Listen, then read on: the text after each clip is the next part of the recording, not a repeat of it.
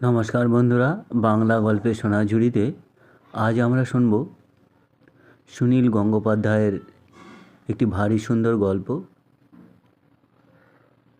আজকের গল্প বিশ্বমামার চোর ধরা। শুধু বন্ধুরা, গল্প শুনে ভালো লাগলে চ্যানেলটির সঙ্গে থেকে অবশ্যই সাবস্ক্রাইব করবেন। তো চলুন শুরু করা যাক।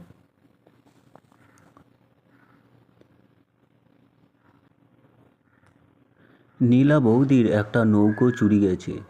পরপর 5টা নৌকোর মধ্যে ঠিক মাঝখানটার অদৃশ্য। আসল নৌকো নয় অবশ্য। নীলা বৌদিরা থাকেন একটা মস্ত বড় বাড়ির 10তলার ফ্ল্যাটে। সেখানে নৌকো থাকবে কি করে? নৌকো তো আর হাওয়ায় ভাসে না। কাছাকাছি কোনো নদী বা পুকুরও নেই। আসলে বিকাশদা আর নীলা বৌদি একবার বেড়াতে গিয়েছিলেন অনেক দিনের জন্য।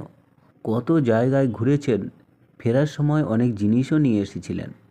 আমার জন্য একটা সুন্দর টি-শার্ট এনেছিলেন যে সেটা পরতেই ইচ্ছে করে না, পরলেই যদি পুরনো হয়ে যায়। সেবারেই এনেছিলেন 5টা নৌকো। একটা খুব ছোট, আর তারপরেরটা একটু বড়, তারপরেরটা আরেকটু বড়, এই রকম।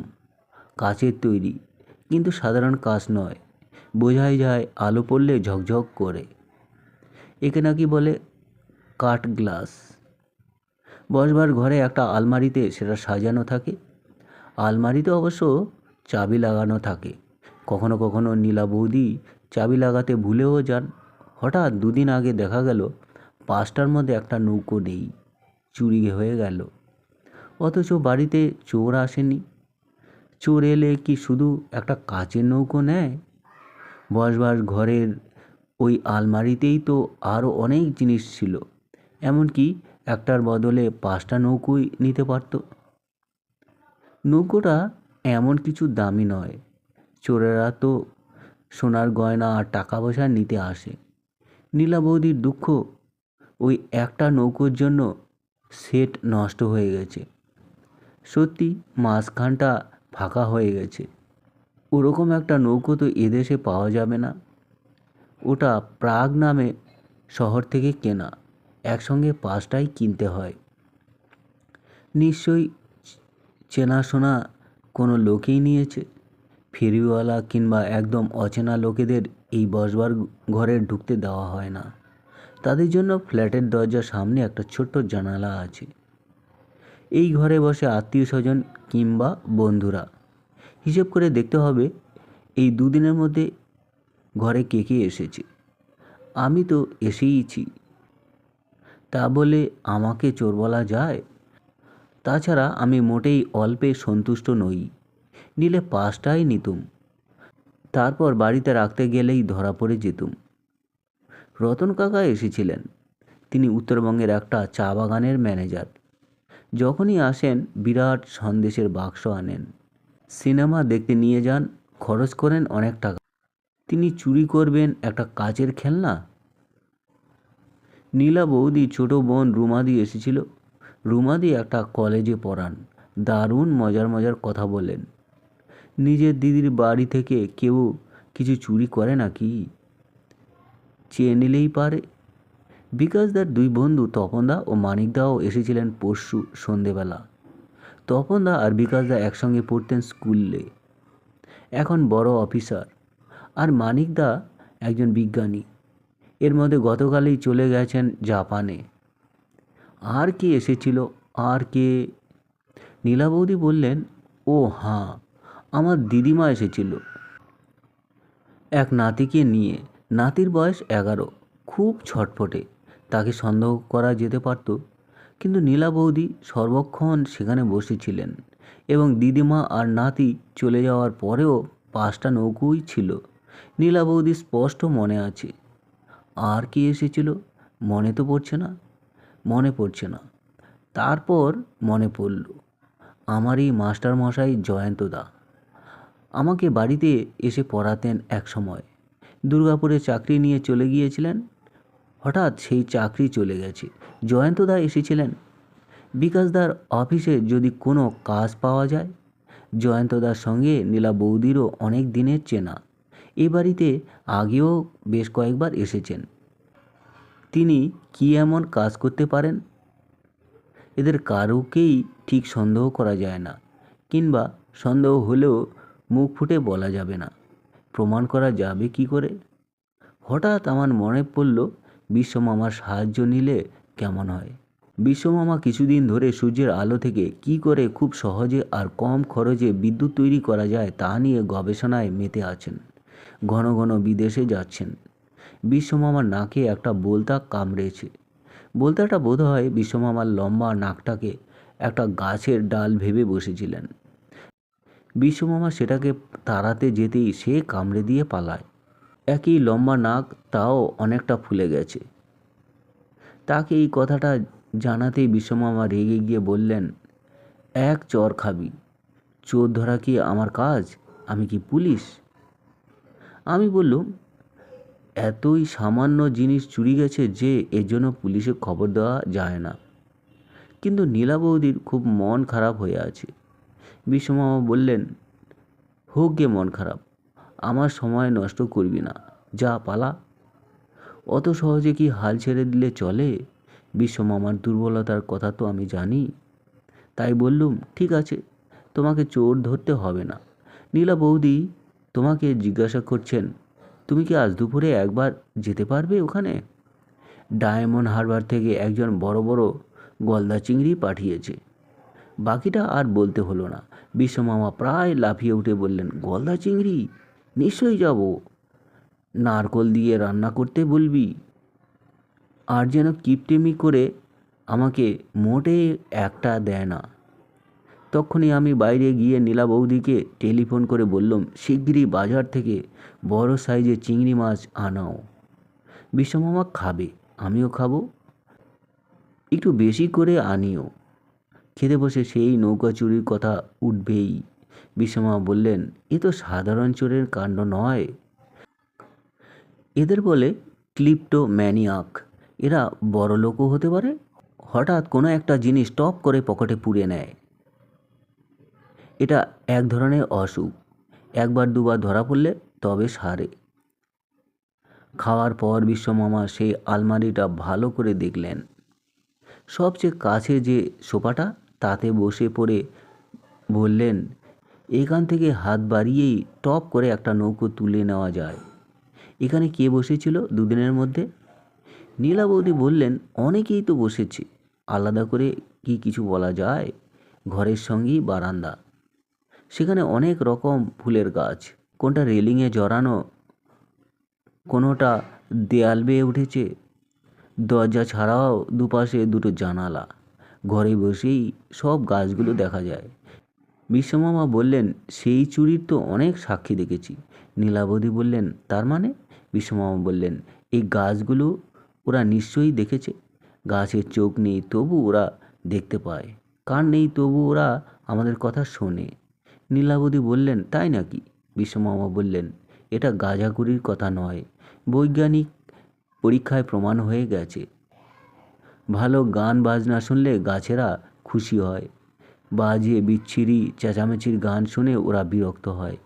নীলাবতী বললেন, তা না হয় বুঝলাম, কিন্তু গাছ তো আর বলতে পারবে না। ওরা যদি চোরকে দেখেও থাকে আমাদের বলবে কি করে? বিশ্বমামা বললেন, তা ঠিক, হয়তো ওরা কথা বলে আমরা সেই ভাষা বুঝি। আমি পরীক্ষা করে দেখতে পারি অবশ্য। এক কাজ করো, এই দুদিনের মধ্যে যারা এসেছিল তাদের সবাইকে কাল বিকেলে চায়ের নেমন্তন্ন করতে পারবে? তক্ষুনি টেলিফোন করা হলো।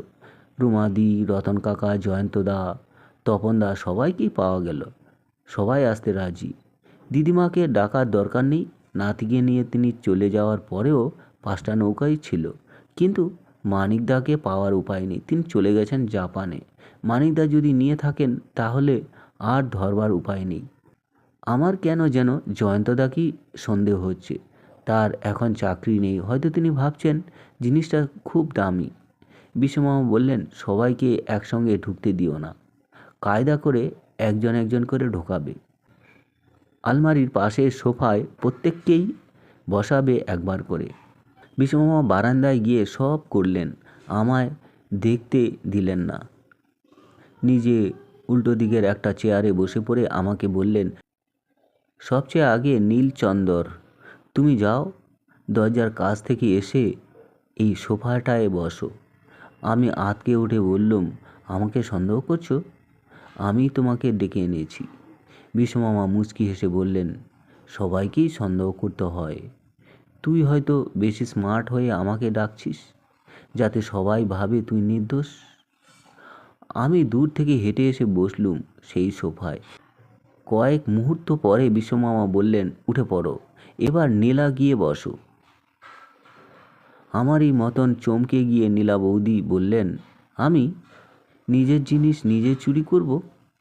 বিশ্বমামা বললেন, তুমি যদি ভুল করে সেটাকে অন্য কোথাও বা অন্য কোনো জায়গায় রেখে থাকো, হয়তো তুমি নিজেই ভুলে গিয়েছো। বসো বসো, দেরি করো না। এইভাবে বিকাশদাকেও বসতে হলো। তারপর এলেন রতন কাকা। আজও তিনি একটা বাক্স ভর্তি করে কেক পেস্ট্রি নিয়ে এসেছেন। তিনি অবশ্য কিছু না জেনে সোফায় বসলেন। একটু পরে বিশ্বমামা বললেন, রতন কাকা, আপনি ডান পাশের সোফাটায় ভালো করে বসুন। তারপর একে একে এলেন তপনদা, রুমাদি, জয়ন্তদা। একমাত্র জয়ন্তদাই বললেন, এই সোফাটায় বসবো কেন? আমি এদিকের চেয়ারে বসছি। কেমন যেন নার্ভাস দেখাচ্ছে জয়ন্তকে।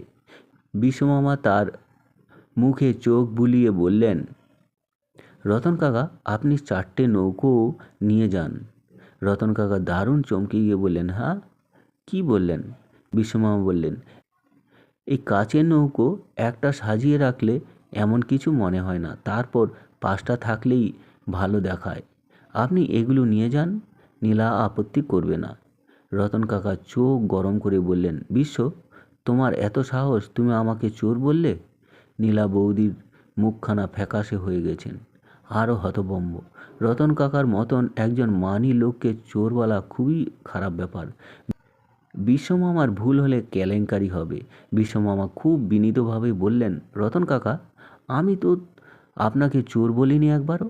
আমি বলেছি আপনি বাকি 4টে নৌকো নিয়ে যান। রতন কাকা বললেন, তার মানে কি হয়? বিশ্বমামা বললেন, তার মানে কি হয় তা আমিও জানি, আপনিও জানেন। এবার বিশ্বমামা হেসে উঠতেই রতন কাকা হো করে হাসলেন। পকেট থেকে একটা কাচের নৌকো বার করে বললেন, এই দেখো, ভেবেছিলাম সকলের অজান্তে ওটা টুক করে আলমারিতে রেখে দেব, কিন্তু বিশ্ব, তুমি কি করে বুঝলে বলো তো? বিশ্বমামার জানলার কাছে একটা গাছের দিকে আঙুল দেখিয়ে বললেন, ওই গাছটা আপনাকে সেদিন দেখেছে, ও আমাকেও বলে দিল। রতন কাকা অবাকভাবে গাছটার দিকে তাকিয়ে বললেন, গাছটা দেখেছে? ঠিক আছে, কিন্তু গাছটা তোমাকে বলে দিল মানে? তুমি কি গাছের ভাষা বোঝো? বিশ্বমামা বললেন, মানুষ এখনও গাছের ভাষা বুঝতে শেখেনি ঠিকই, কিন্তু পরীক্ষা করে দেখা গেছে গাছ ভয় পেলে কিংবা কারুর মিথ্যে কথা শুনলে কিংবা আরও নানান কারণে ভেতরে ভেতরে কেঁপে ওঠে। আমি ওই গাছটার গায়ে সেরকম তার লাগিয়ে রেখেছি। অন্যরা সোফায় বসলে কিছু হলো না। আপনি বসার পর গাছটা ঘন ঘন কেঁপে উঠল। আমি বললাম, জয়ন্তদা যে বসলো না? বিশ্বমামা বললেন, তার তো আর দরকার ছিল না, আমি তো আগেই জেনে গেছি, জানালা দিয়ে আমার যন্ত্রটা দেখে নিয়েছি। রতন কাকা উঠে গিয়ে আলমারিতে অন্য নৌকোগুলোর মাঝখানে তার হাতের নৌকোটা সাজিয়ে রাখলেন। নীলা বৌদি বললেন, রতন কাকা, আপনার যদি পছন্দ হয় আপনি সব নেবেন। রতন কাকা বললেন, দূর পাগলি, আমি এগুলো নিয়ে কি করব? আমি বরং বিশ্বকে কিছু পুরস্কার দেব, ঠিক যেন ম্যাজিক। আমি কেন যে লোকের বাড়ি থেকে টুকটাক করে ছোটোখাটো জিনিস তুলে নিই তা নিজেই আমি বুঝি না। পয়সা দিয়ে তো কিনতে পারি, তবু হঠাৎ একটা পকেটে ভরে নিই, পরে খুব খারাপ লাগে। এটা আমার রোগ। এ রোগের চিকিৎসা আছে? বিশ্বমামা বললেন, দেখবেন এবার থেকে আপনার এই রোগটা আর হবে না, ধরা পড়লেই সেরে যাবে।